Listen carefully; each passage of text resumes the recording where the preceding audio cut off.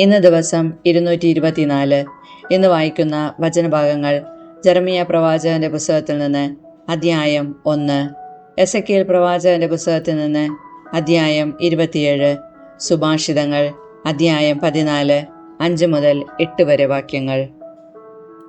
ജെറമിയ പ്രവാചകന്റെ പുസ്തകത്തിൽ നിന്ന് അധ്യായം 1. ജെറമിയായെ വിളിക്കുന്നു. ബെഞ്ചമിൻ ദേശത്ത് അനാത്തോത്തിലെ പുരോഹിതന്മാരിൽ ഒരാളായ ഹിൽക്കിയായുടെ മകൻ ജെറമിയായുടെ വാക്കുകൾ. യൂദാ രാജാവായ ആമോന്റെ മകൻ ജോസിയയുടെ വാഴ്ചയുടെ 13-ാം വർഷം ജെറമിയായ്ക്ക് കർത്താവിൻ്റെ അരുളപ്പാടുണ്ടായി.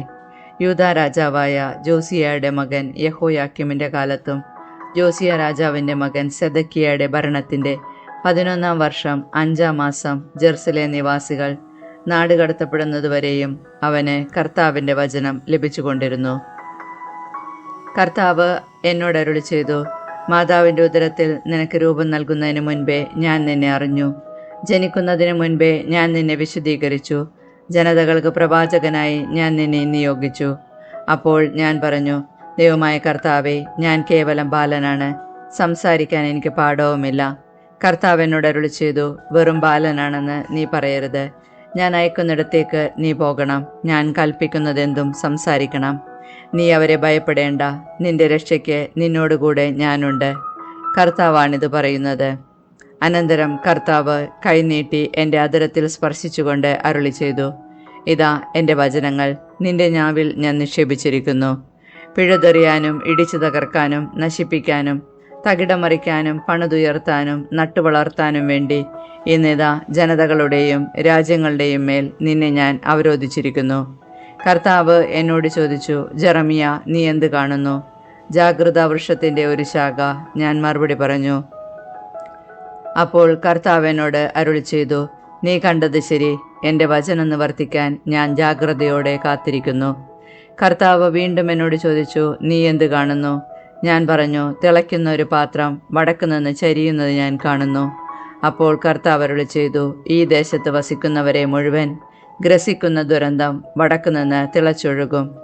ഉത്തരദിക്കിലെ സകല രാജവംശങ്ങളെയും ഞാൻ വിളിച്ചു വരുത്തുമെന്ന് കർത്താവ് അരുളി ചെയ്യുന്നു. അവർ ഓരോരുത്തരും വന്ന് തങ്ങളുടെ സിംഹാസനം ജെറുസലേമിൻ്റെ പ്രവേശന കവാടങ്ങളിലും ചുറ്റുമുള്ള മതിലുകളുടെ മുൻപിലും യൂദായുടെ നഗരങ്ങൾക്ക് മുൻപിലും സ്ഥാപിക്കും.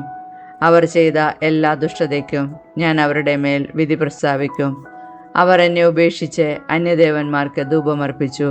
സ്വന്തം കരവേലകളെ ആരാധിച്ച് നീ എഴുന്നേറ്റ് അരമുറുക്കുക. ഞാൻ കൽപ്പിക്കുന്നതൊക്കെയും അവരോട് പറയുക. അവരെ നീ ഭയപ്പെടേണ്ട.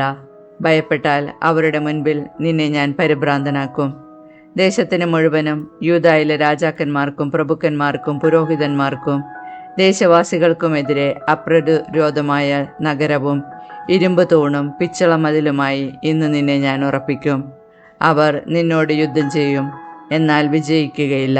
നിന്റെ രക്ഷയ്ക്ക് ഞാൻ കൂടെയുണ്ട് എന്ന് കർത്താവ് അരുളി ചെയ്യുന്നു. എസെക്കിയേൽ പ്രവാചകന്റെ പുസ്തകത്തിൽ നിന്ന് അധ്യായം 27.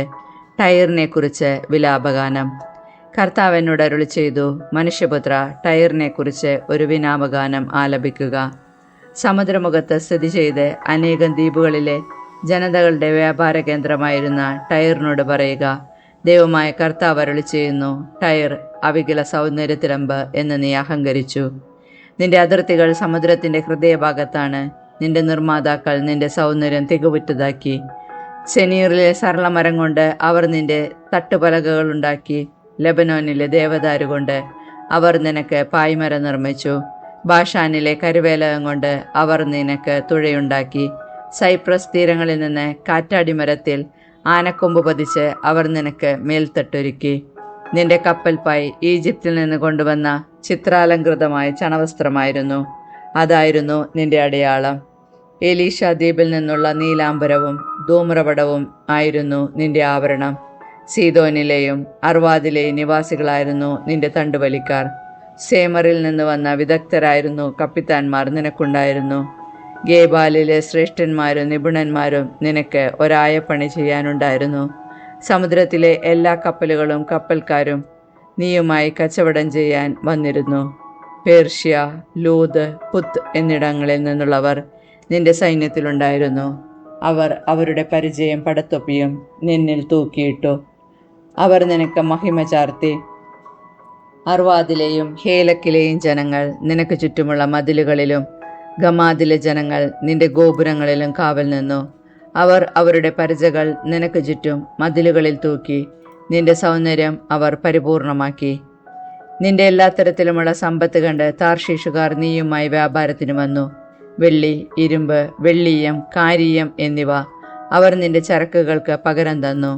യാവാൻ, തൂബാൽ, മേഷക് എന്നീ രാജ്യങ്ങൾ നീയുമായി വ്യാപാരത്തിലേർപ്പെട്ടു.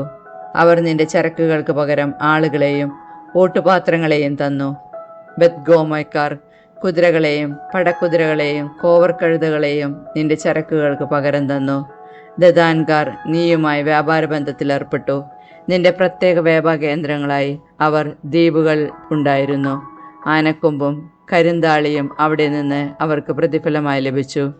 നിന്റെ ചരക്കുകളുടെ ബാഹുല്യ നിമിത്തം ഏദോം നീയുമായി വ്യാപാരത്തിലേർപ്പെട്ടു. അവർ രത്നക്കല്ലുകളും ധൂമ്രവസ്ത്രങ്ങളും ചിത്രത്തുന്നലുള്ള വസ്ത്രങ്ങളും നേർത്ത ചണവസ്ത്രങ്ങളും പവിഴവും പത്മരാഗവും പകരം തന്നു. യൂദായും ഇസ്രായേൽ ദേശവും നിന്നോട് വ്യാപാരം ചെയ്തു. മിനുത്തിലെ ഗോതമ്പ്, അത്തിപ്പഴം, തേൻ, എണ്ണ, സുഗന്ധലേപനങ്ങൾ എന്നിവ അവർ പകരം തന്നു. നിന്റെ ധാരാളമായ ചരക്കുകളും ബഹുവിധ സമ്പത്തും കണ്ട് ദമാസ്കസ് നിന്നോട് വ്യാപാരബന്ധത്തിലേർപ്പെട്ടു. ഹെൽബോണിലെ വീഞ്ഞ്, വെളുത്താട്ടിൻ രോമം, ഉസാലിൽ നിന്നുള്ള വീഞ്ഞ്, ഇരുമ്പുരുപ്പടികൾ, ഇലവർഗം, കറുവാപ്പട്ട എന്നിവ നിന്റെ ചരക്കുകൾക്ക് പകരം അവർ കൊണ്ടുവന്നു. രഥത്തിൽ വിരിക്കാനുള്ള പരവതാനി ദദാനിലെ ജനങ്ങൾ കൊണ്ടുവന്നു.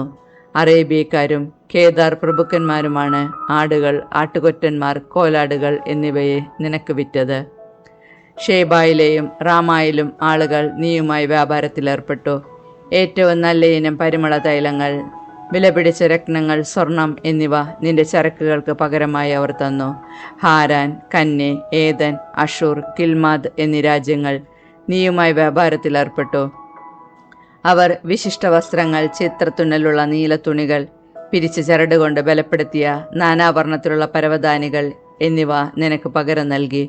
താർഷീഷിലെ കപ്പലുകൾ നിന്റെ വ്യാപാര ചരക്കുകളുമായി സഞ്ചരിച്ചു. അങ്ങനെ സമുദ്രമധ്യത്തെ നീ നിറഞ്ഞ് വളരെ ധനികയായി തീർന്നു. തണ്ടുവലിച്ചിരുന്നവർ പ്രക്ഷുബ്ധമായ സമുദ്രത്തിലേക്ക് നിന്നെ കൊണ്ടുപോയി. സമുദ്രമധ്യേ കിഴക്കൻ കാറ്റ് നിന്നെ തകർത്ത് കളഞ്ഞു.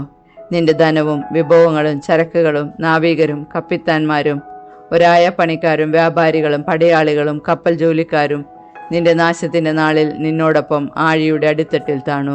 നിന്റെ കപ്പിത്താന്മാരുടെ നിലവിളിയാൽ നാട്ടിൻപുറങ്ങൾ നടുങ്ങി. നിന്റെ തണ്ടുവടിക്കാരും നാവികരും കപ്പിത്താന്മാരും കരയിൽ ഇറങ്ങി നിൽക്കുന്നു. അവർ നിന്നെക്കുറിച്ച് ഉറക്കെ കരയുകയും കഠിന ദുഃഖത്തോടെ വിലപിക്കുകയും ചെയ്യുന്നു. അവർ തലയിൽ പൂഴി വിതറി ചാരത്തിൽ കിടന്നുരുളുന്നു. നിന്നെ പ്രതി അവർ ശിരസ് മുണ്ടനം ചെയ്ത് ചാക്കൊടുക്കുന്നു. ഹൃദയവ്യതയോടും അതീവ ദുഃഖത്തോടും വിലപിക്കുന്നു. നിന്നെ പ്രതിയുള്ള അവരുടെ കരച്ചിൽ ഒരു വിലാപഗാനമായി മാറി. ടയറിനെ പോലെ സമുദ്രത്തിൽ വേറെ ആര് നശിച്ചിട്ടുള്ളൂ എന്ന് അവർ വിലപിക്കുന്നു. സമുദ്രത്തിൽ നിന്ന് നിന്റെ കച്ചവട സാധനങ്ങൾ വന്നിരുന്നപ്പോൾ അനേക ജനതകളെ നീ തൃപ്തരാക്കി. നിന്റെ വലിയ സമ്പത്തും ചരക്കുകളും കൊണ്ട് ഭൂമിയിലെ രാജാക്കന്മാരെ നീ സമ്പന്നരാക്കി. ഇപ്പോൾ സമുദ്രം തന്നെ നിന്നെ തകർത്തിരിക്കുന്നു. നിന്റെ വ്യാപാര വസ്തുക്കളും കപ്പലിലുണ്ടായിരുന്നവരും നിന്നോടുകൂടെ സമുദ്രത്തിൻ്റെ അടിത്തട്ടിലേക്ക് മുങ്ങിപ്പോയി. ദ്വീപ് നിവാസികൾ നിന്നെ ഓർത്ത് സ്തബ്ധരായി. അവരുടെ രാജാക്കന്മാർ പരിഭ്രാന്തരായി. അവരുടെ മുഖത്തെ ഞരമ്പുകൾ വലിഞ്ഞു മുറുകി നിന്നു. ജനതകൾക്കിടയിൽ വ്യാപാരികൾ നിന്നെ നിന്ദിക്കുന്നു. ഭയാനകമായ അവസരം നിനക്ക് വന്നു കഴിഞ്ഞു. എന്നേക്കുമായി നീ നശിച്ചു കഴിഞ്ഞു. സുഭാഷിതങ്ങൾ അധ്യായം 14 5 മുതൽ 8 വരെ വാക്യങ്ങൾ. വിശ്വസ്തനായ സാക്ഷി കള്ളം പറയുന്നില്ല. കള്ളസാക്ഷി പൊളി പറഞ്ഞു കൂട്ടുന്നു. പരിഹാസകൻ വിവേകം അന്വേഷിക്കുന്നത് നിഷ്ഫലമാണ്. ബുദ്ധിമാന് അറിവ് ലഭിക്കുക എളുപ്പവും. ഭോഷനിൽ നിന്ന് അകന്നു മാറിക്കൊള്ളുക. അവനിൽ നിന്ന് സാരമുള്ള വാക്കുകൾ ലഭിക്കുകയില്ല. തൻ്റെ മാർഗം വ്യക്തമായി ഗ്രഹിക്കുന്നതിലാണ് ബുദ്ധിമാന്റെ വിവേകം. വിഡ്ഢികളുടെ ഭോഷത്വം അവരെ തന്നെ കബളിപ്പിക്കുന്നു.